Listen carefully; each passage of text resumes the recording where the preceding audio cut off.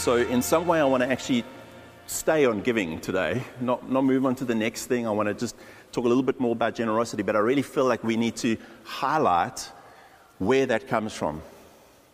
Because if we lose sight of that, then it becomes something else. It becomes more a legalistic thing. Like, we want to be gospel-centered. We want the generosity and the flow from our lives to be a Christ-centered thing, that it's really authentic. So the authenticity of our giving is important, and that's what we want to talk about today. So we're going to look at two encounters with Jesus, and they are in the book of Luke, starting in Luke 18. It's where Jesus meets a blind man, blind Bartimaeus. His name is not recorded in Luke. It's recorded in some of the other accounts in the Gospels. But he meets this blind man, and then he moves on to meet a short guy. Who would that be? Zacchaeus. Okay, so we're going to look at those two encounters. So in verse 35 of Luke 18, it says the following: As Jesus approached Jericho, a blind man was sitting by the roadside begging. When he heard the crowd going by, he asked what was happening. They told him, Jesus of Nazareth is passing by. He called out, Jesus, son of David, have mercy on me. Now, I think we need to understand something of Middle Eastern culture and what was happening there, because it was before Jesus actually got to the city, and there was already a crowd. So Middle Eastern culture was, you go and fetch the guest. So famous rabbis coming into town, he's got great teachings, he's miraculous in his dealings with people, and we know he's coming, so we're going to head out. You know, like when the Springboks come back from a tour and everyone's at the airport? That kind of vibe. You're all on that page? Like Middle Eastern culture is, we're going to go and fetch the guest. And we're going to bring him in to our town. And very much of a customary thing would be like there would be a banquet arranged. There would already be a decision around where the guest would stay. And if there's like a famous rabbi and his servants are with, then they would also be assigned to people. Like we're going to choose the most hospitable people to welcome our guest. And we're going to spoil them. And it's going to be this massive banquet. And we're putting our best foot forward. And here's the crowd leading the way and saying, Jesus, come into our town. Come into Jericho. And we want to welcome you. And here's a blind guy, a beggar. Bartimaeus means man of filth. Crying out, pleading. So the impression is now being tainted slightly. Like we want to bring him in, and here's this blind beggar. So the following would be the natural thing. Those who led the way rebuked him. Shush, Bartimaeus. Come on now. It's our guest. And told him to be quiet, but he shouted all the more, Son of David, have mercy on me. Jesus stopped and ordered the man to be brought to him. When he came near, Jesus asked him, what do you want me to do for you? Lord, I want to see, he replied. So Jesus does three things. He stops, he orders, and he asks. He stops for the man. He stops for Bartimaeus. He stops for the one. I love that about him. The most unlikely, who do we stop for? He stops for blind Bartimaeus, a man of filth.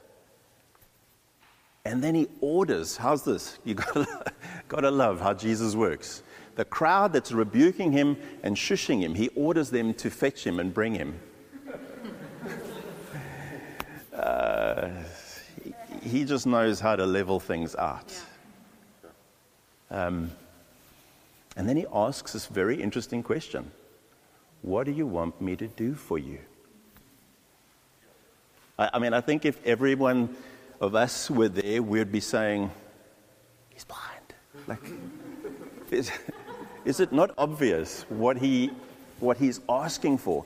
But here's what we've got to remember is there was a legitimacy to his begging because he was blind.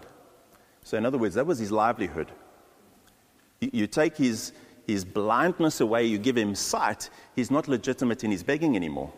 He hasn't been trained, he doesn't have a job, so how's he going to look after himself? So Jesus is actually asking him, do you really want this?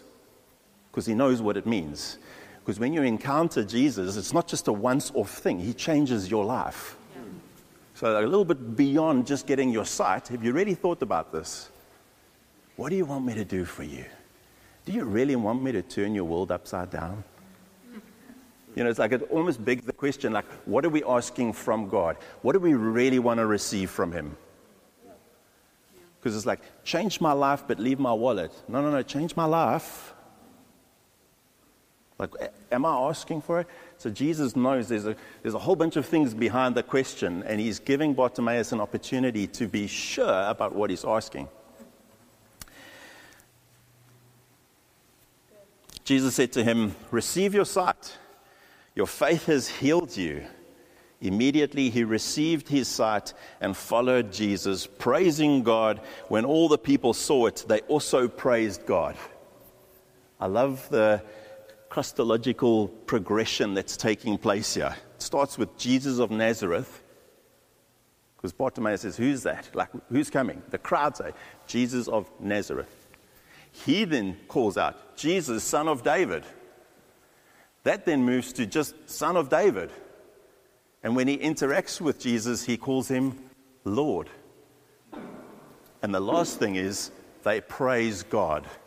You see how it goes from Jesus of Nazareth, this man who comes from Nazareth to God. Like this progression as he works his way through this incredible encounter. And it's for that reason that Bartimaeus has faith. It's like, he is the promised one, son of David. What are we talking about here? This guy has a heart for the oppressed. I've read about, well, maybe heard about it. I've heard about this guy. This is what the scriptures promised, the seed that like we would come from David. He's got incredible faith, son of David. And I'm oppressed. I am taking shots here. He's come for people like me. And he's also got the power to heal. He calls him Lord. And I don't know if you noticed, but there's this incredible emphasis on the word receive. Jesus doesn't say, be healed. He says, receive your sight. Receive it. It's quite a... And then it also goes on to say, immediately he received his sight. He took it from Jesus. He received it. I really want to highlight this morning, hopefully bring to the surface something of our ability or inability to receive. I was in this week just scrolling through like houses for sale, not that I'm wanting to buy, but it's one of those things I like to do. Just kind of like what's out there, what's available, what prices, what's happening with the prices. Is it getting any cheaper? Please, Lord. And I came across this one house. It was like super modern, and like I drifted slightly from, you know, kind of where the typical budget would be. Yeah. Who knows what POA stands for? I don't know. And this house was like next level. And yeah, I just heard a voice like from nowhere say, you'll never get a house like that. And it was something of a, like, you don't deserve a house like that. And you know, for a couple of seconds, I believed it. Like, just write it off. So, don't get me wrong, I'm not going into, like, the whole prosperity mansion thing, but, like, why is that hard to receive? What if God wanted to bless me with that? Like, would I actually be able to receive it. When he says to blind Bartimaeus, receive your sight. It's an amazing way of phrasing it. He could have just said, be healed. But he said, receive. And for me to have the feelings that I had in that moment of looking at a house that was way out of my league, like, I'm not worth that. There's times I look at Antoinette and I think, I'm not worth, like, I'm married up here. And why do we struggle sometimes to just receive? My revelation of this week is generosity is more about receiving than it is about giving. Which is, I think, why Jesus said, it's more blessed to receive.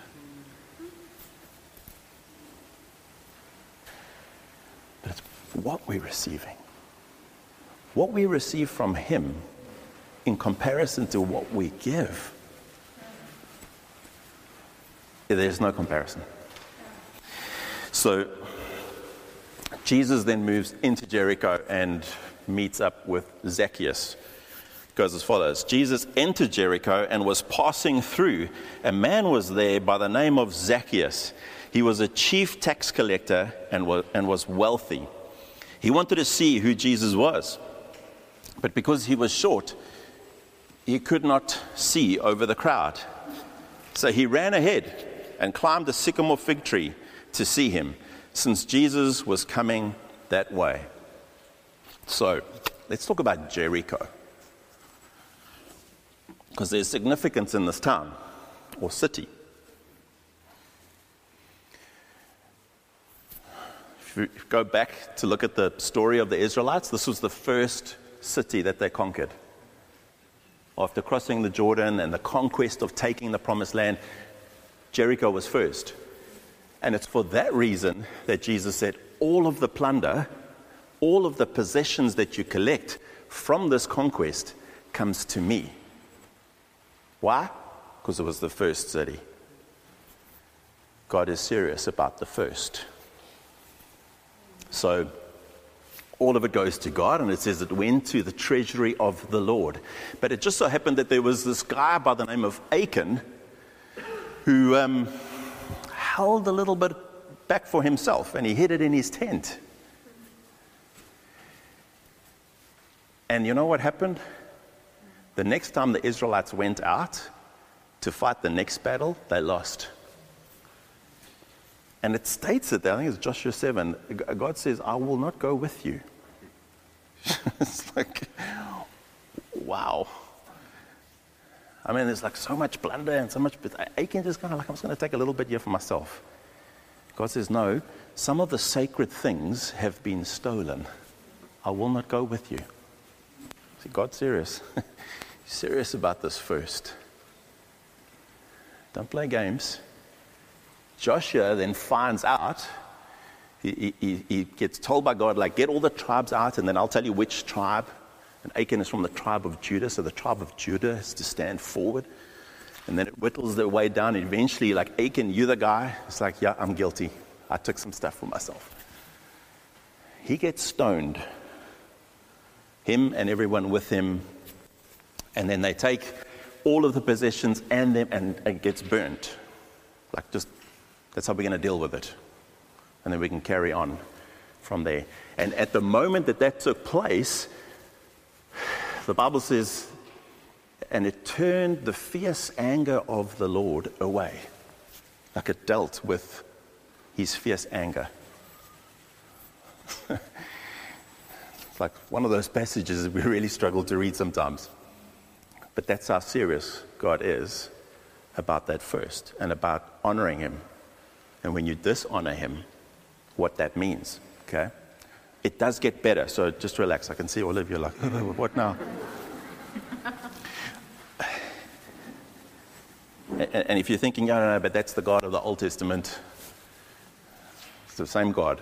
Remember when we spoke about tithing, the Malachi text started with, I am the Lord, I change not. But you know what? That's exactly what this crowd was hoping for in this instance. Because here we meet Zacchaeus, Achan 2.0. Next level Achan. He gives us an Achan.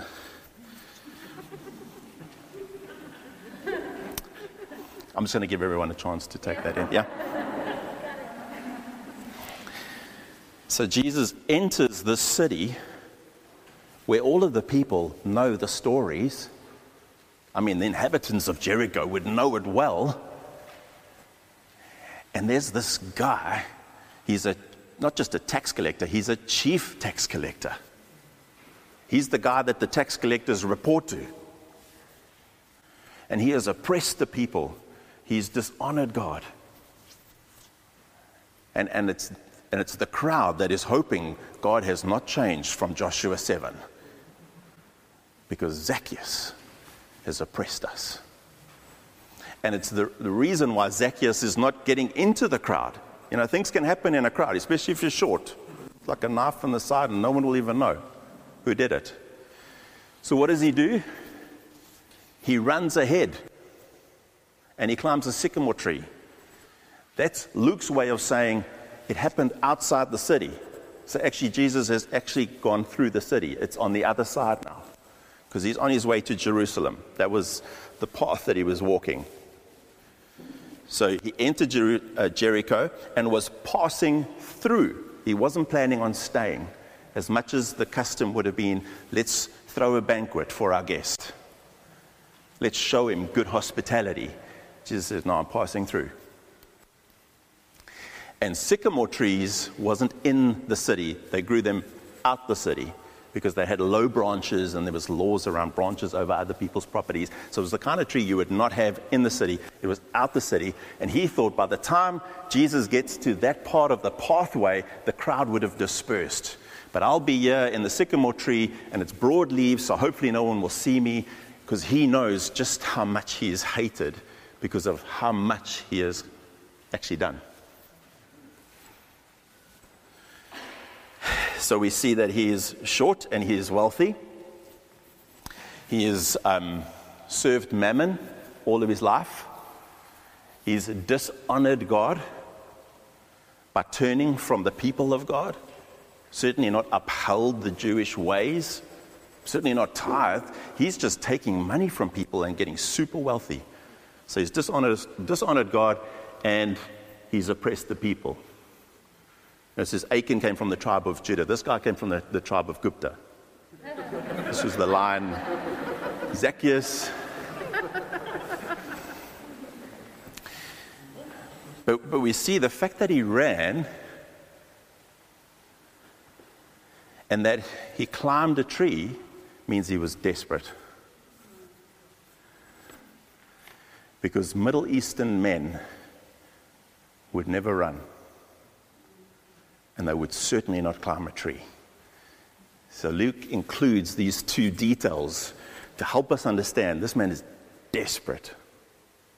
And the reason for his desperation is because he's empty. So how's your wealth working for you? Achan 2.0.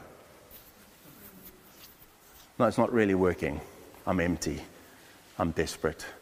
I want to see this Jesus that I'm hearing about. So, it says, when Jesus reached the spot, he looked up and said to him, Zacchaeus, come down immediately. I must stay at your house today. What does Jesus do? He stops again for the one. And he calls him by name, Zacchaeus. You know what Zacchaeus means? Pure. I can imagine the crowd was there. Hey, he's everything but Zacchaeus. I mean, he's Zacchaeus, but he's not Zacchaeus. You see, Jesus was calling him in the identity that he wanted to make him. Zacchaeus, come down. I want to stay with you. So Jesus changes his mind. Evidently, I'm not passing through anymore.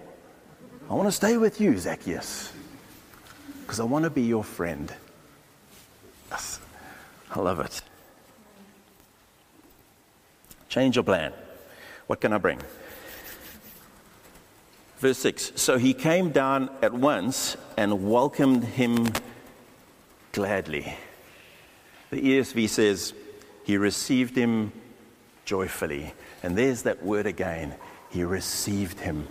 Do you think there was something in Zacchaeus that would say or suggest, like, I'm not worthy of you calling me friend, you wanting to spend time with me, you staying in my house?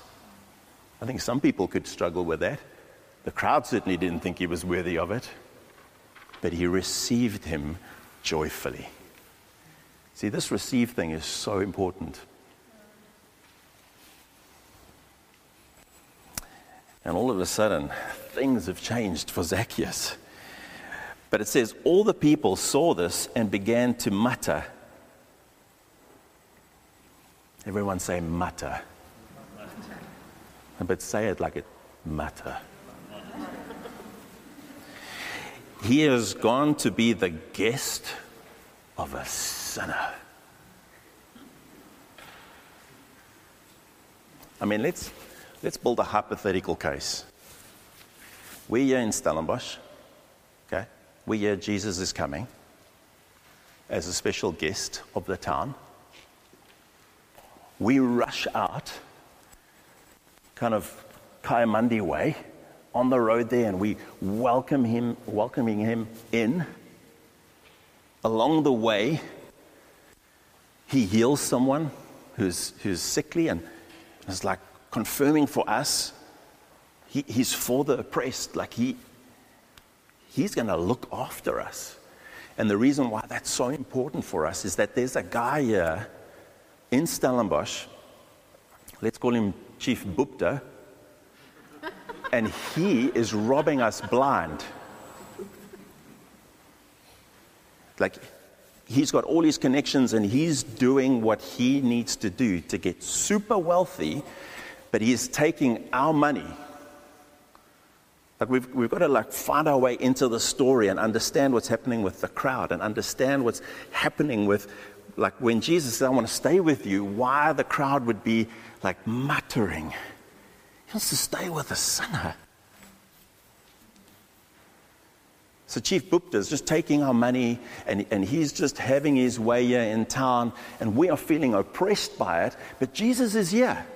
And we want to show him hospitality and we want to welcome him in. And he says, no, actually, sorry, I can't really accept any of the invites because I'm on my way to Somerset West. I'm still kind of, passing through. He comes out onto the other side, just near De Zolze, and Chief Bupta's in a tree. I mean, that's what's happening here. It sounds bizarre when we put it in today's terms. We got so used to the story of Zacchaeus, but that's what happened. And when we get to that point, like, we're still following Jesus. And it's like, yeah, Chief Bupta, get him. I'm glad you stopped, Jesus. Because this guy, he needs a little bit of Achan. What you did with Achan, like, let's see that now. You see, when Jesus comes into the picture, he says, Zacchaeus, come down. I want to stay with you. I want to be your friend. Everyone else is calling him traitor. I want to call you treasured friend. We got to understand just the massive divide that Jesus stepped over. I want to stay with you. I have lunch with you. I want to be in your home. And so what we see is that Zacchaeus receives a love that is undeserved and a love that is very costly. Why is it costly? Because Zacchaeus didn't just wrong the people of Jericho. He wronged God. He dishonored God. And when I say he's Achan 2.0, I mean, he was intentionally turning his back. Achan had a moment where it's like, oh, there's all these possessions. No one's going to see if I take this little bit here. I'll just hide it in my tent. He Zacchaeus was like, next level, I don't actually care. I just want to get rich. I will oppress you. I will take all the money I can. I'll go beyond what's actually required by law. I'm going to just take. And I can tell you now, that did not sit well with God. We just need the story of Achan to know. If he is a God that does not change, this was a problem. A big problem. He dishonored God and he oppressed the people of God. So for Jesus to extend love to him cost. He was forgiving him. I think we all know forgiveness is costly. It costs us.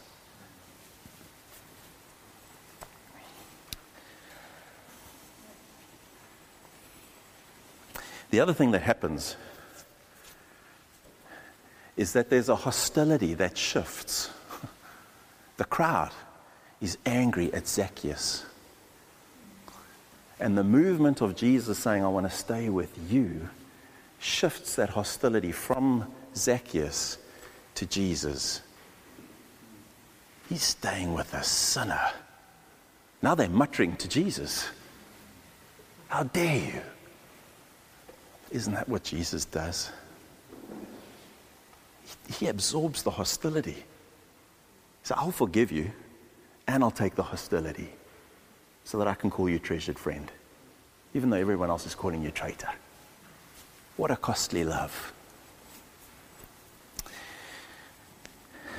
But Zacchaeus stood up, verse 8, and said to the Lord, Look, Lord, here and now I give half of my possessions to the poor, and if I have cheated anybody out of anything, I will pay back 4 times the amount. So Zacchaeus goes public.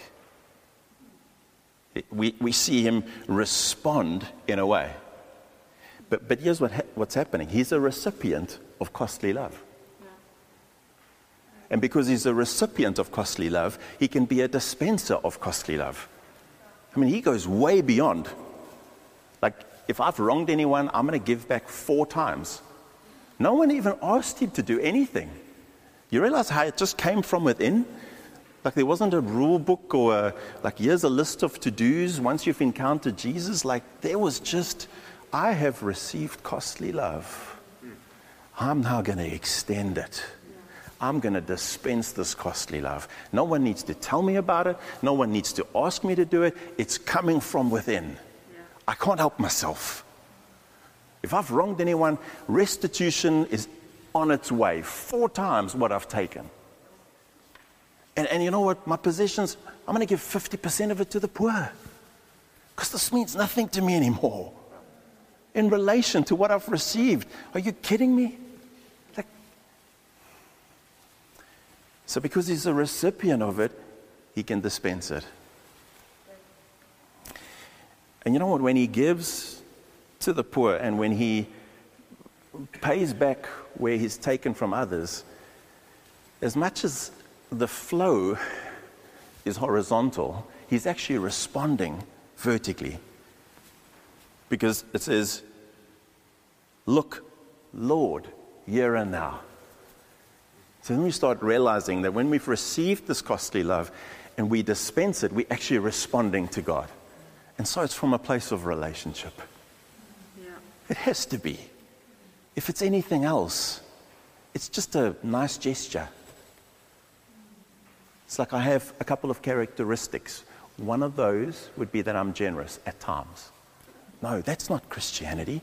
That's not radical giving. That's not supernatural.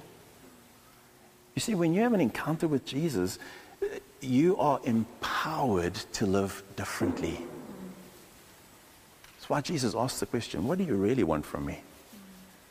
Because if you receive, it will change your life for the better. You're not giving up wealth for the sake of poverty. You're giving up this for the sake of greater riches. And Zacchaeus knew it. So it's what made his giving authentic. He gave from a place of forgiveness, from a place of acceptance, from a place of gratitude. That's what Zacchaeus was doing. He wasn't giving to get back. Prosperity gospel. There was nothing there of, if I do this and I do that, then all of this is going to come back my way. He wasn't giving to fix his reputation. Jesus already did that. He was giving from. So different that we got to understand the distinction between those two, like from the gospel, from what Jesus has done for us. That's generosity. Jesus said to him, "Today salvation has come to this house, because this man, too, is the son of Abraham. For the Son of Man came to seek and to save the lost." See what Jesus is saying there? Today salvation, he's saying, I'm salvation. He could have very well have just said, today I have come to this house. We're saying that salvation is in your blood. And so he comes into this house and he brings salvation to Zacchaeus. And then he goes on to say, for the Son of Man came to seek and to save the lost. So what Jesus is doing in that last statement is he's actually giving us his cosmic intent. This is what I do. And the lost is all of us. And he takes the title, Son of Man. Like we had just done the progression, Jesus of Nazareth, Jesus, Son of David, Lord, God. Why are we going back to Son of Man? You see, because when the Son of God becomes the Son of Man, the sons of men can become the sons of God. And that's what he came to do. And so you might say, okay, well, Zacchaeus was this really bad dude. I don't know if I'm willing to put myself in that same category. Well, you need to.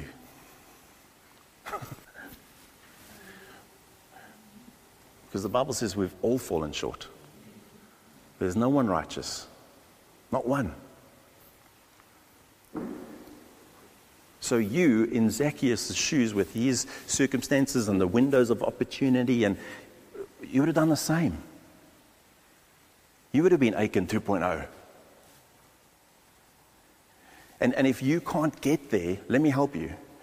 If you can't get there, the reason why you can't get there and you can't equate yourself to Zacchaeus is because there's self-righteousness, which is just as bad, and it kind of puts you on that level.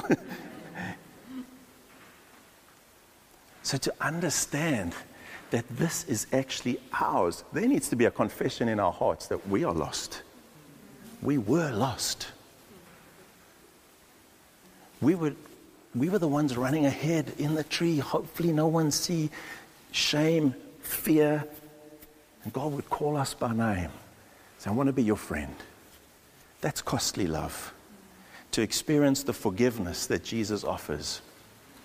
To live in the grace that God has for us. We need to embrace this. You see, he offers Bartimaeus transforming power, but he says, receive it. He offers Zacchaeus his eternal presence, but he needed to receive it. And we need to receive his eternal presence and his transforming power ongoingly. The last verse that I just want to read in closing is Revelation 3:20. It says this, here I am, it's Jesus speaking. I stand at the door and knock. Now, for most of us, when we hear that, we think conversion. It's like here's the moment where someone puts their faith in Jesus. Like he's knocking, there's a response. It's not about conversion, this verse. It's written to the church of Laodicea. So it's to believers. Jesus is saying this. He's saying it to us as well. Here I am, I stand at the door and knock. If anyone hears my voice and opens the door, I will come in and eat with that person and they with me. You see, when we open that door and we receive the beauty of God's grace and the beauty of what Jesus has done for us, it radically transforms our lives, and then our giving is not something that we wrestle with in a way of like, oh, can I afford to, and how much, but it comes from a place of radical generosity. It comes from a place of being empowered to live differently. And that needs to be true as far as our finances. We've got to ask the question, is it saturated with God's grace? Or are we separating the two? You know, on Sunday we sing about Jesus and we receive the truth and it's all good, but somehow we don't allow that receiving of all of what He's done for us to invade the rest of our lives. And let me just say, there's not a single case in Scripture, of all the accounts, of all the encounters, where someone hasn't received Him joyfully and then said later, that wasn't a good thing to do. Like the change that it's brought about, I'm worse off for it. I want to say, can we be bold this morning? Just say, Lord, I want to receive the fullness of your grace. I want to receive the fullness of what you've done. I don't want to minimize the sin in my life and try and make me kind of feel like I'm better than I actually am. I want to know the full extent, the divide, the barriers that you climbed over, the walls that you've climbed to get to me, to call me by name, to bring me out of the tree and put me in the family of God. This man too is a son of Abraham. When we live with that, then generosity is empowered. Generosity is not a tick in all the things that we need to do in our lives. So that's my encouragement for you today, that we would live a gospel generosity saturated by God's grace, because none of us deserve it. And yet Jesus would say, my costly love is yours. That's how much I love you.